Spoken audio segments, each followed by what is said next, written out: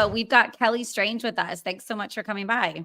Thank you for having me. Of course. So you rock. I was scrolling through TikTok and that's when I found you. Go live a lot. You're an amazing guitar player. When did you start playing guitar? Oh my gosh. So probably when I was about like 13 or 14 years old, I got my first guitar.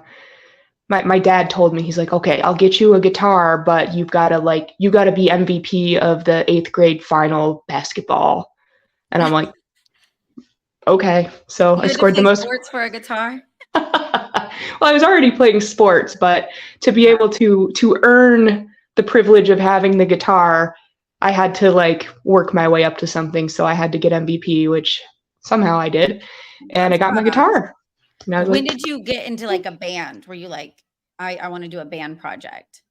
um, honestly, the first band project that I really had any experience with, when I went to college, we had rock ensemble, and it was just basically like you could get credits for playing music, and I performed with a few different bands. I think we had the Squishy Purple Muffins, and That was the name of uh, your band, Squishy yeah, Purple Muffins? I I think like it was it. the Squishy Purple Muffins or something like that. And then I had Was it hardcore? Was it heavy metal? What kind of vibe? we just did covers Okay. basically. So I think that's the band that we did like a Spine Shank cover, maybe like I don't know, Shadows Fall or something, that kind of stuff. Yeah. I had like 2 or 3 different bands that I did collabs with, but nothing major. I was in nursing school, nothing fancy. I just did music in my pastime. And I had an opportunity to do some music with another group, but that fell through because I was at the end of my college for nursing and I wasn't able to take the time to really join in on the practices as much as I would have liked. So that was kind of a bummer, but I really didn't do a lot of music for a lot of years because I was so invested in my career and I just kind of forgot how much I like music. And then a couple years ago, a good friend of mine kind of like reintroduced me into it. And I'm like, I should pull my guitar out. I haven't played in a long time. And I'm like, oh man, this guitar is not staying in tune. I've had these guitars for like 16 years. So once I decided I was going to be intentional of trying to practice and get better, I went out and I got my first big girl guitar. I got an Epiphone Les Paul Muse, my white guitar. Nice. And I discovered Rammstein right about that same time. And I'm I like, love them. oh my gosh, they're my absolute favorite. They're going to be at Aftershock Music Festival where I live in a couple weeks. So I'm really excited. And it's like a surprise. It's not, on their lineup or anything. So it'll be really cool. Oh, I would give my toes for that. Yeah. Yeah. Wait, where are you? Where do you live at? I live in Arizona. Oh, okay. Okay. It's really hot there. I spent a lot of time in Mhm. Scottsdale. I dated someone in Scottsdale a long time ago. So I used to fly out there and I love that place. It's so nice. Ooh, the fancy place. Yeah. Yeah. He was a doctor and I was just getting taken out to all these like nice, I don't know, meals. It was fun. We met in LA, of course. Love it.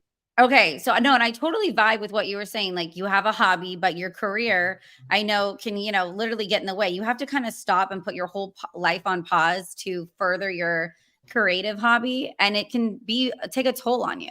Like it's hard to find the Absolutely. balance of what pays the bills and then what you love to do. I know I'm trying to Mhm. do that right now. Okay, I need to know about TikTok. Like I said, I created a TikTok a couple months ago. I am new to this. I fought it for a long time. Like you go live so much. Is that how you've gained a lot of your followers or give me your TikTok knowledge, how to get good at it? So the very first thing for me, it's kind of interesting. I was scrolling through. I had like 46 followers, nothing fancy. I posted a couple of music covers and whatnot, and it didn't really do much of anything. So I just flipping through, and then I see this guy Johnny, and he's playing some STP, and I'm hopping in, and I'm like, "Oh, STP sounds great, awesome!" And he's like, "Hey, thanks." And then I get a message from him afterwards. He had come and looked at my profile and saw that I did guitar, and he's like, "Hey, I'd really like for you to join Mad Men of Metal, Mad Women of Metal." So he invited me over to this video where if you went there, all the people in the Mad Men of Metal community, if you like their post, you like, or they like yours back. So I got enough followers via that over the course of like 3 or 4 days to be able to go live. And then once I went live, I started gaining a lot of followers just from people coming in and seeing me just playing and being interested in what I had. And it just kind of took off from there, going live a couple times a week, just playing music. And then eventually I kind of added singing into that because, my voice is my first instrument.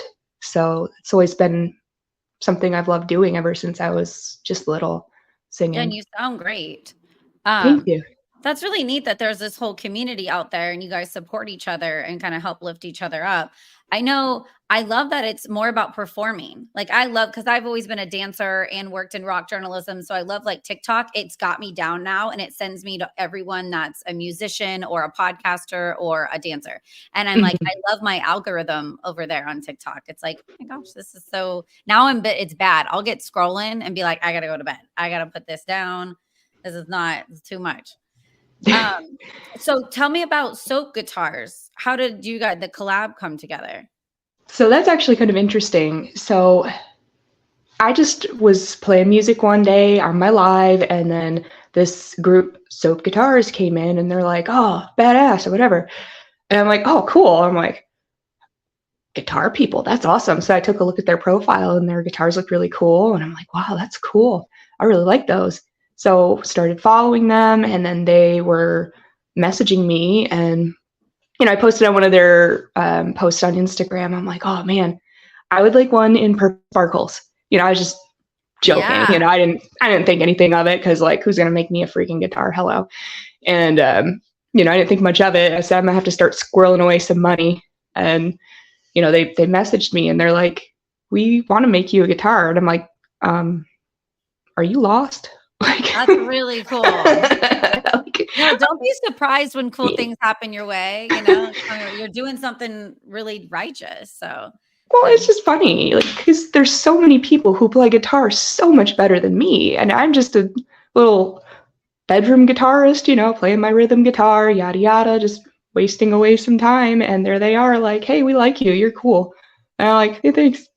So that's kind of how that started. you just made me think of I'm watching this Netflix and it's like a documentary of making a girl band. And something stood out for me because they rated the girls at first by singing and dancing and who are the best. But there's a third category that's just as important called star category, where it has nothing to do with their talent of singing or dancing, but do you just have that personality that lights up the room that people really enjoy and they want to be around, and how important that is in the industry for people to just like you or think like, oh, that person's got something special about them. So not all the time is it 100% talent or the best of the best. It's like they came across you and really liked you, your entire aura or your energy about you. So that's I neat. guess. Yeah.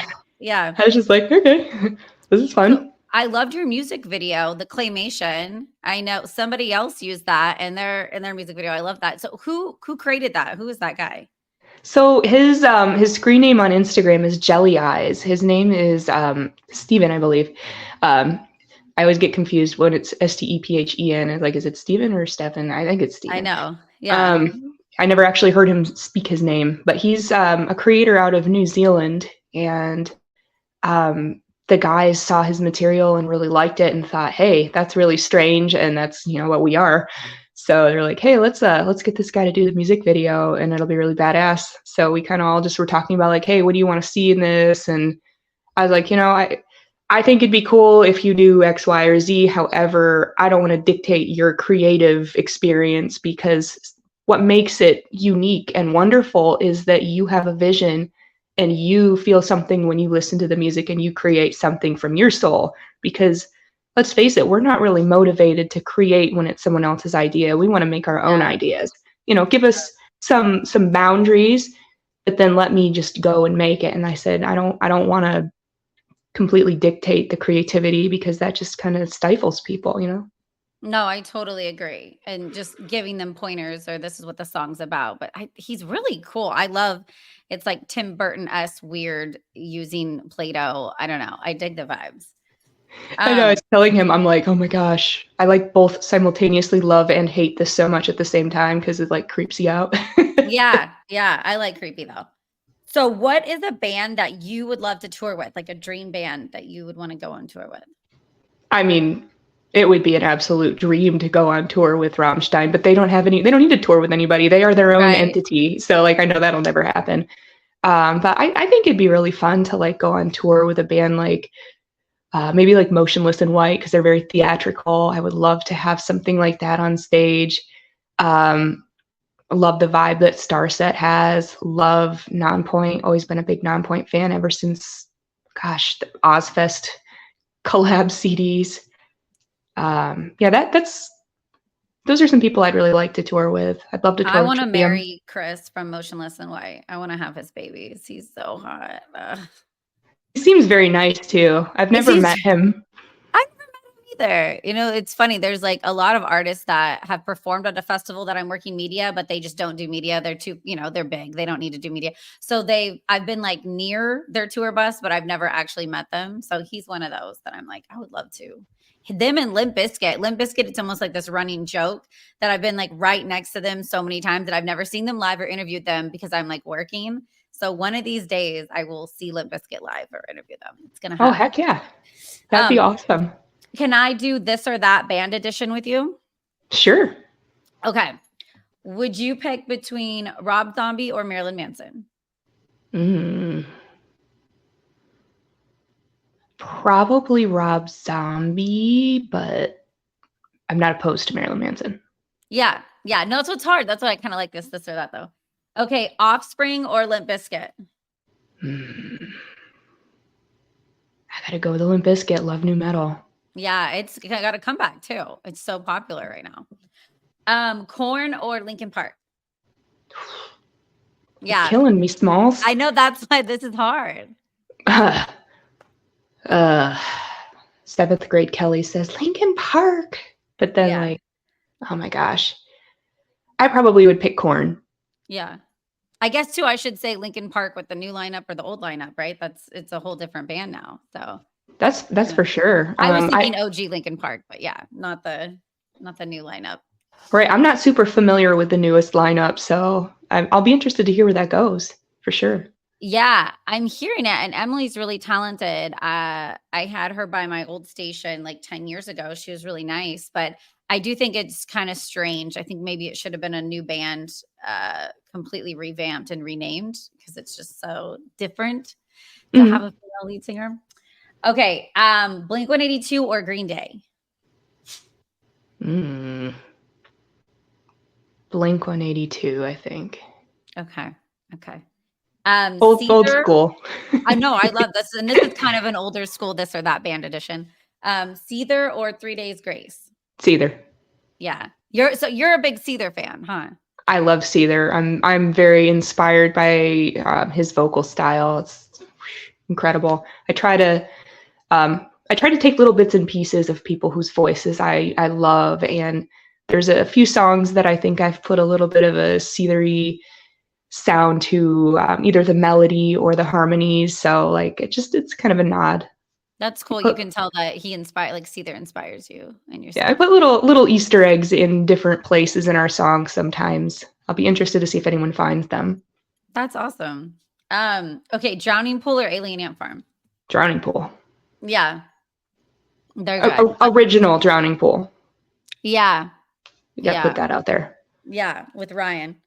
And all these bands are going to be at Aftershock Music Festival, October 10th to the 13th in Sacramento. So I'm really stoked about that.